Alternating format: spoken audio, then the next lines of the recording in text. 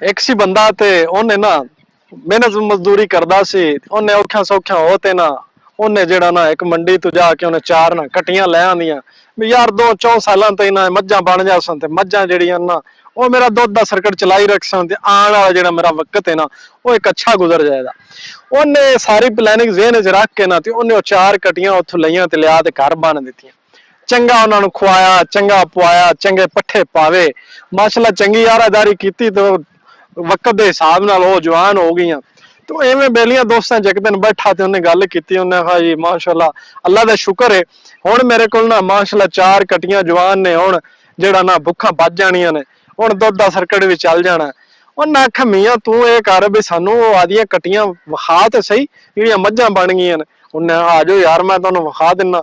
जिले आदे वाड़े दे विच लै गया, उत्थे जाके उन्हें विखाया, उन्हें कहा माशाल्लाह आ मेरियां चार कटियां ने जेड़ियां हुण माशाल्लाह मज्जां बनियां खड़ियां ने, अल्लाह दा शुक्र है हुण तां।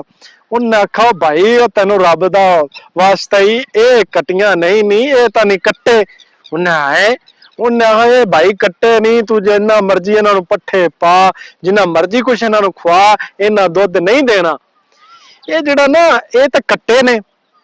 गल सुनावन दा मकसद ये है भी आ जेड़ी साडी जेड़ी सियासत है, आ जेड़े साडे हुक्मरान ने, ये भाई असीं बनाईयां सन कट्टियां ते ये बन गए ने कट्टे। इन्हां हुण खाना ही है, इन्हां देना दुआना कुछ नहीं। ये दुध नहीं दे सकदियां, ये कट्टियां दुध नहीं दे सकदियां, ये कट्टे ने बाबा। हाली भी कुछ जो साडे माशाल्लाह सीधे ते भोले लोग ने जेड़े हाली भी कौला लैके फिरदे ने कि शायद दुध देसन, पर इन्हां दुध नहीं देना। सानू इन्हां लोकां ने साडियां आने वालियां नस्लां भी मकरूज कर दित्तियां ने, सानू बदहाली दा शिकार कर दित्ता ने। ते हाली भी साडा कौला इन्हां दे पिछे कट्टियां दे पिछे भी सानू जेड़ा ना ये दुध देसन, ये कदी भी नामुमकिन है। इस नाल ही दिओ इजाजत, मिलांगे किसी नवे सबक दे नाल। तब तक लई अल्लाह निगहबान। पाकिस्तान जिंदाबाद।